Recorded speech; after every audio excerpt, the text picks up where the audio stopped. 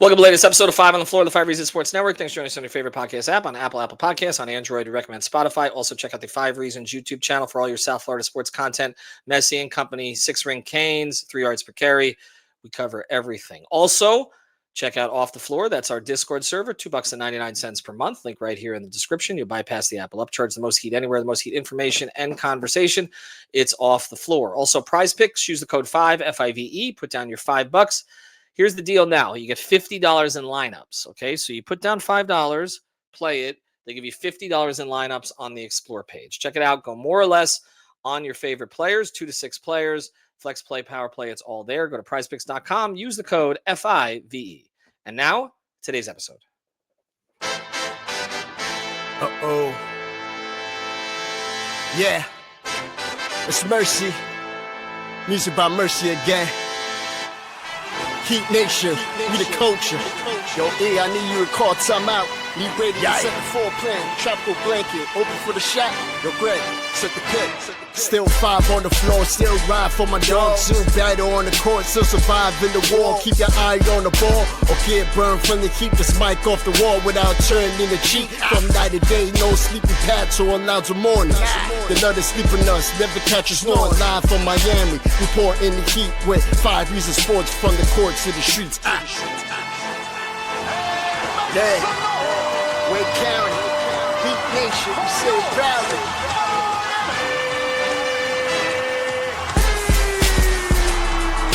Welcome to 5 on the Floor, a daily insider show on the Miami Heat and the NBA, featuring Ethan Skolnick, Greg Sylvander, Alex Toledo, Brady Hawk, and others from the 5 Reasons Sports Network. Also, make sure to subscribe to Off the Floor for the most heat anywhere.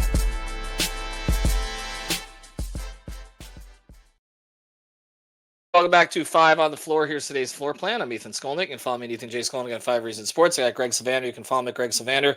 Just want to mention again that Sports Illustrated's Miami Heat page, we run that now. So we're going to be posting content there regularly. We've already got a bunch of people from our network who are writing.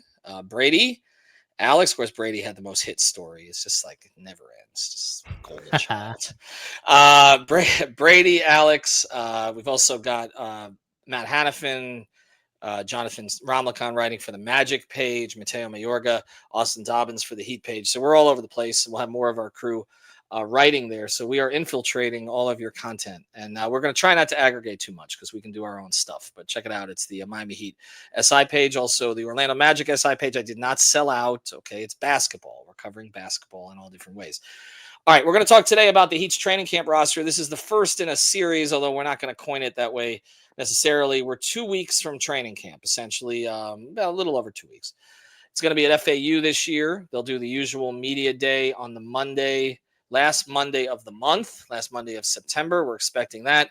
Then they'll go to training camp, and then they have a game later that week in Puerto Rico, which I'm actually going to try to attend, between the Heat and the Magic. So these two teams are tied in a bunch of ways this year.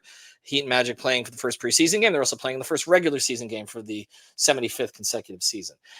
Greg, we're going to talk about the roster that the Heat are taking to training camp. And actually, I think there is a mistake on here because the one that they have listed, they still got Josh Christopher on there. Something didn't change there, right? Yeah, you know what? A more reliable source is Alex Toledo's article on SI.com about the Miami Heat finalizing their training camp roster with the 4 players that they signed, which we'll get to. And then there's links to the Heat's entire training camp roster within the article. So go there. We're gonna go there then. So we're gonna go to Alex's article. Let's see. I really should have proofed it since I am technically his editor here, even though he's our producer. Let's go to the training camp roster. But what we're going to talk about, I mean, we knew what basically this was going to be. It's the bottom end of the roster that they were filling in. But now that we can see it in totality, what does it look like to us, and what are they missing potentially? And it looks like they've tried at the back end to address the one thing that is pretty clear that they're missing, which is size. That's going to be one of the themes of this camp. But I believe Jameer Young we knew about. That's a player who played some for the Bulls a little bit last year. That's more of a wing. Dane, I couldn't pronounce his name when he was in Summer League either. Danger, right? He had a couple of games for them in Summer League that were pretty decent. Let's look at the rest. These are guys who have, again, some of them have two-way slots, some of them have exhibit 10s, which is a very different thing. All right, so the Heat have two of their three two-way spots filled. Myron Gardner, who's a wing, and Vlad Golden, who's a big, who we saw out in summer league. I don't know how attached they are to those guys as two-way contract players, by the way. I don't Just think they are. putting that out there. Yeah, I don't think they are. I don't think that's settled at all. Look, one of the reasons we had the whole two-way thing wrong is because I thought they could give Drew Smith a two-way when they couldn't. And so basically because of that, they ended up signing him obviously to a standard deal after a 3-year standard deal after Haywood Highsmith's trade. So that was not one of the two ways. They've also brought in, let's see. So we've talked about Jameer Young a little bit. They also brought in this Keels, right? Trevor Keels. Yeah, Trevor Keel. So second round pick by the Knicks 3 years ago after he played at Duke. That's remember seeing him. And he's a scorer, I guess, right? 21 points. Yeah, almost 39% from three. I think they're taking some shots here on guys with maybe specific skill sets, seeing if they maybe with a second shot can find their way.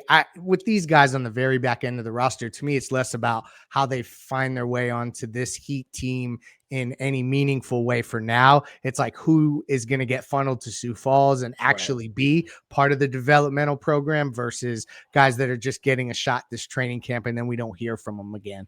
Yeah, that's what it feels like to me too. And we make a big deal about some of these guys too, and it never ends up being the one that we expect. I remember the Caleb Martin signing came late. And then I always tell this because they actually let us watch the scrimmage, just the media that year up at the practice facility. And Brady and I are watching Caleb and we're like, wait a second, like he's going to stick. Not only is he going to stick, he's going to play. Like you could tell that from the very beginning. I don't know that that's going to be the case with any of these players. We've hyped up guys, former first round picks like Josh Christopher and RJ Hampton in the past. And of course, that didn't pan out. So I don't know what to make necessarily of Myron Gardner or Jameer Young. I'll just Ethan Thompson, who I don't know much about him. I'll be really honest, but it'd be funny it would be the first Ethan on the Heat that you've ever covered. Has there even been one in the league? I don't even know that there's been one. That name got popular not because of me, but because of Ethan Hawke. Like when I was growing up, nobody had that name at all, and now you can actually find it. My daughter gets very upset because her name is Sasha. And yet you can find when you go to Disney World or something like that, and they've got like the keychains with the names on it. You can find Ethan. You cannot find Sasha anywhere. Oh my gosh. Yeah, it really bothers her. And so, but I told her, I said, someday there'll be a lot of Sashas. Like now there's a lot of Ethans. I don't like it because every time I'm at a play place, I hear some mother screaming it at Ethan. And I'm like, okay, that's, they created a lot of those. But anyway, as far as these guys, I don't know. I mean, I haven't heard enough about any of them kind of behind the scenes to believe that we're going to have some real upside surprise here. Agreed. I think it's pretty clear they need size. I don't know that Golden is necessarily a lock, although I keep getting told this thing that if they'd had a second round pick, they would have taken him with a second round pick, which means that they've scouted him extensively and they see something they like. And what they probably like is he's a traditional physical big. He just has extraordinarily slow feet, which I got to see in person out in Vegas. Also, it's my understanding that they convinced him to sign by offering him the two-way right off the bat versus him coming on some sort of training camp deal, exhibit 10, etc. He slid right into the two-way spot. And I think that was to make his decision easier to get to Miami versus other suitors. And so because of that, I would think he'd have to look really bad in camp for him not to keep it. That, especially because they have another one. Yeah. So they can, if any of these guys, plus they can always give the two-way to somebody who's cut somewhere else. That's an option also. And that's not going to affect them financially. So we got to watch some of these players that clear out from other places. Now, there are going to be players that are cut from other camps that will be useful players, but they're going to be on veteran contracts and the Heat aren't going to be able to do anything there. Like one, I look at that situation in New York now, where they signed Malcolm Brogdon, but they've already brought in Jordan Clarkson. And if you look at their roster spot situation, it looks like somebody's not going to make it. So they're going to end up cleaning out their roster a little bit, but I don't think that the Heat can actually capitalize on that. I don't think they're looking to capitalize that. There's the other prospect, and let's get to this on the other side, but I want to talk about the overall composition of this roster. But there's the other prospect, too, of what actually happens with Terry Rozier. And I'm expecting him to be on the team starting training camp based on the way that this has moved or not moved, really, in any way, not to a trade and certainly not to a buyout. Because as we told you, and then I know others have reported this since, that there's no incentive for Terry Rozier to take a buyout when he's smart enough to realize nobody's going to sign him out there to make up any of that money. Until he also FBA has caused issues. no trouble in that building No, and been no. completely like part of the program. So it's unfortunate that he has appeared to have forgotten to play basketball, like I mentioned the other day. Right. But all kidding aside, he's been a professional throughout. Yes, and we've credited him on that consistently because I've heard the same thing. So credit to him for that's a difficult situation. Again, if I'm getting paid $24 million, I'd probably be on my best behavior too, or 26. But credit to him for being so, because we know some guys in the past, even recent past, have not been. But let's talk about a great sponsor here, and it is the weekend. It's a football weekend. We know what comes with that, particularly when you've got to watch the Dolphins, which again, we apologize for that. I will be there at the game on Sunday. I'm expecting probably a worse result than I am for the Canes against South Florida, but we'll see how that plays out. But if you are going to drink, if you are going to drink for whatever reason, just to celebrate, to escape, whatever it is that you drink for, I got to tell you about this game-changing product that you should use before a night out with drinks. It's called Pre-Alcohol. ZBiotics Pre-Alcohol Probiotic Drink is the world's first genetically engineered probiotic. It was invented by PhD scientists to tackle rough mornings after drinking. Here's how it works. When you drink, alcohol gets converted into a toxic byproduct in the gut. It's a buildup of this byproduct, not dehydration, that's to blame for rough days after drinking. Pre-Alcohol produces an enzyme to break this byproduct down. Just remember to make Pre-Alcohol your first drink of the night. Drink responsibly, and you'll feel your best tomorrow. Fall, right around the corner. We're less than 2 weeks out, so that means it's time to raise a glass to your favorite team. Whether you're tailgating, enjoying college game day, or watching Sunday's action on the fancy new TV, don't forget ZBiotics Pre-Alcohol Probiotic Drink. Drink a pre-alcohol before drinking and enjoy great days after celebrating all season long. So go to ZBiotics.com/on-the-floor to learn more and get 15% off your first order when you use On the Floor at checkout. ZBiotics is backed with a 100% money-back guarantee. So if you're unsatisfied for any reason, they'll refund your money, no questions asked. Remember to head to ZBiotics.com/on-the-floor and use the code on-the-floor at checkout for 15% off. So back to the Rozier point. Assuming that he's on the roster, which we expect him to be, this roster remains guard heavy. I mean, there's no way around. I mean, you're really looking at the only bigs on the team are Bam, where if you want to count Jovic as such by and height, Golden, and I guess Danger. Oh, that's it. Right? That's it. They would all be on the big side of the court, yes. And then Keshad Johnson, I guess a big wing, sort of, kind of. Yeah. He may be able to be put over there as well, just because of his inability to dribble. He's almost like has to be a big.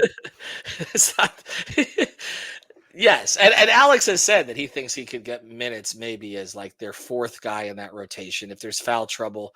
I mean, the hope is that he could be a more athletic Haywood. Like that's what you're hoping for. And they got to get a look at him because they gave him a standard deal. Like this is a team that like we talk about like having. You're trying to cut the corners you can to stay under these various thresholds and keep your roster spots and everything. And you like a guy enough that, again, you would have taken him in the second round too, from what I've heard. You like him enough. Okay, I mean, it's time now. Like, let's see what he has. And so you've got to be. If you're not willing to give him minutes by halfway through this year, I think you've told your story. I think that it's just a guy who. It's like a lot of other guys they've had in the past that we've hyped up that haven't proven to be anything. Seems to be a good kid. I hate that I say that now. It gets old. But he seems to be very disciplined in a lot of different ways. There's a lot to like about his personality and his athleticism, but you gotta show it at this point. As you look at this roster, though, I mean, here we're going to go through the training camp battles and the top concerns, but I'll just start with this, okay?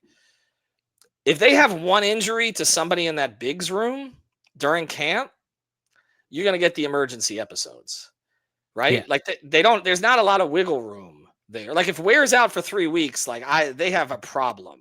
A big That's problem. trouble. Yeah, Yeah. because I think that it's important that you set Bam up to be his best self, and that's not having to be um basically the only big in the room. Like, and that's without Ware, that's kind of what you're looking at. So for me, yeah, they would have to start looking at free agents and things like that.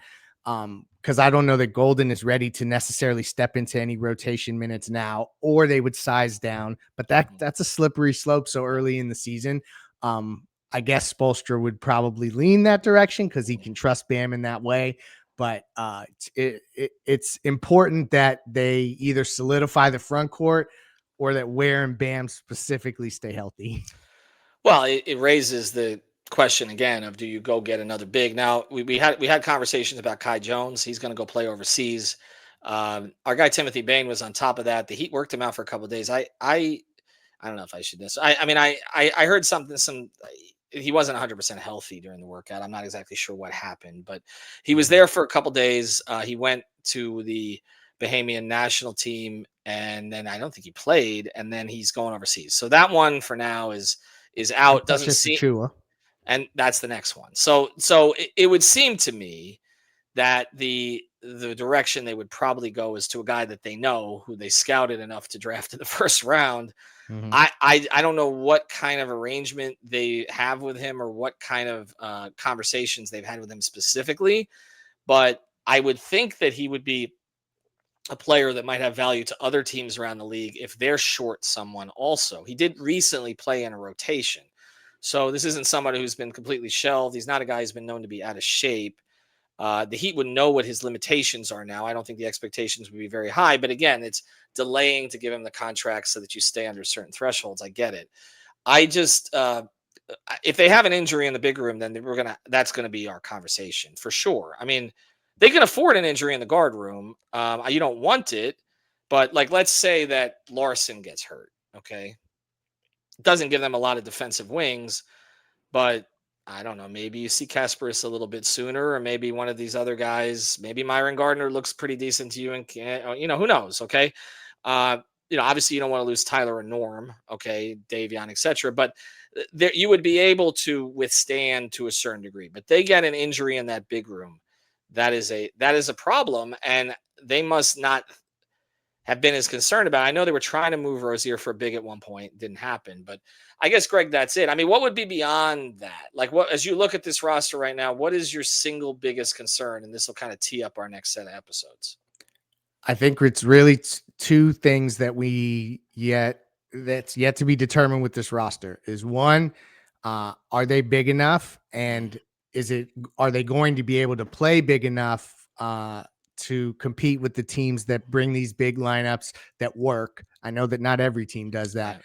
But the other one is shooting. Like Yeah. Norm and Tyler are the best two shooters on the roster by percentage, unless I'm forgetting somebody. They are. And Well, for those Davion with the Heat last year, but I'm that's not true. banking on. And I'm if not. that's I'm not sustained, banking on. I'm not banking on that though. I don't think you yeah, can. Yeah. that'll be an interesting battle. We're going to save that for another episode because I think Davion's going to push to try to get in that starting lineup at some point. That's just a hunch I have. But regardless of that, I think it's figuring out, do they have enough size and do they have enough shooting? And it'll be interesting to see how the young players, if anyone, like you mentioned how Caleb popped out to you guys, does anyone really jump out and everybody's like saying, whoa, he came back a different guy amongst our team? So that's something to look for. But for me, the two big question marks, and we talk about how they could potentially fix the size issue short term with a player like Precious Achua or some other signing. I don't know that player necessarily exists as a veteran from the shooting perspective. So that's just another area to watch for me. Most interesting things for me to watch, and we'll tee this up. Player who has the absolute most at stake in this training camp is Jaime Jaquez Jr. And we're going to do an episode on that. The path has been cleared for him to work his way back in. You're There's right. no Highsmith. And they have some kind of an investment in Jaime, and he's just got to be better. I mean, there is an opportunity for him to catch people's attention. They haven't given up on him like they've given up on Rozier. So there's an opportunity here. The player who's going to pop the most to me, I think it's going to be Pella, but I think we've already kind of seen it happening. And right, I know Jovic is the other direction to go here, and I get it. But again, with Nico, there is always this sort of question about where they're putting him and how that's going to look early and all of that. So everybody There's knows less my question feeling. marks on role with Pele. Pele is, the off season that he had, I'm telling you, he's going to be top 5 in this team in minutes this year. Whoa. I just think that there is. I just think Spo's gonna just unless he shoots shot horribly. sticks, you're right. Right. If the shoots, I just think Spo is going to. He is absolutely an Eric Spoelstra player in every way, and he showed it in every single game. That summer league team that the Heat put out there this year was pretty much garbage. He was the reason that it was even competitive in a lot of those games. And then the team he was playing with in Sweden, there was nothing on that team. And the fact that he got them to the next round and made them competitive in that game, like again, I'm a huge Jovic fan. People know that, okay? But I just watching Larson up close in summer league, his comportment, like he's not going to be that kid. He's not going to be satisfied with find a role here. Like he's gonna as Spo says, make me see you, make me watch you. Mm-hmm. That's the guy in camp. I just think I'm not saying he's gonna be a star, but I just say we're gonna come out of all of these games, these preseason games, and all of a sudden saying, yeah, he's gonna play him a ton. And I think we're all kind of. I would be stunned if he takes a huge step back. With Jaquez, I was surprised, but that says a lot, though, that Larson could potentially be further along in terms of solidifying a role than Jaquez. So it really does shine a bright light on Jaquez and how important this camp is and this season is for him in terms of if he's going to have the trajectory of an NBA player that has a long-standing career or if things get weird for his next contract. So it's crazy that it's happened this fast for him, but year 3 is gigantic for Jaime Jaquez. I think he has higher upside potentially than Pella does in the league, but I think there's a much lower floor, and which is so funny because it's not the way we viewed him when he came in. But you could see in that rookie year things that were going to be problems going forward with him, and then they all materialized in a much worse way in that second year than I think we thought they would. With Larson, I simply see one problem. If they leave him wide open and he can't make a 3-point shot, but everything else is he's going to play. He's going to play a lot. I think that's going to pop out of this camp. So anyway, we'll see what as the rest of this roster goes. Early assessment of this roster. No, this is not a championship contending roster. I've gone to some training camps where you like everybody who walks in the room is a star, and you say okay, that it is what it is. All right. I've gone to other Heat training camps where it's like, whoa, this is not going to be pretty by halfway through here. This is neither of those rosters. There's good players on this roster. There's some interesting potential on this roster. There's also some flaws on this roster, and we're going to watch it kind of all play out during camp. But we'll get more specifically into the training camp battles. I know Brady wrote a story about that for SI, and one of them he's had was Larson versus Jaquez, which I think is something we've already kind of teed up here a little bit. Fontecchio is going to be somebody to watch too, and as you mentioned, Davion, pushing for minutes.